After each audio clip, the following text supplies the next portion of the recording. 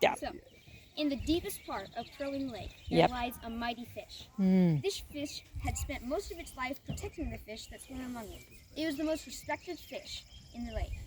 But one day, greedy fishermen came to know about the mighty fish and thought that it would make a great trophy to show off. The fishermen took their boat out to the water and cast their line. The mighty fish was awfully hungry, so it started to swim up to the tiny worm floating in the water. But then it started to get pulled up to the surface, and before it knew it, it was emerging from the water, hanging on the line. The fish in the lake were terrified and swam deeper in the lake. But one tiny perch knew what was going on. He swam to the surface as fast as he could and flew through the air, catching onto the fishing line. He bit through the wire, and the mighty fish fell safely back into the water. The fishermen grabbed onto the perch, but were disappointed with such a small catch, so they threw it back into the water.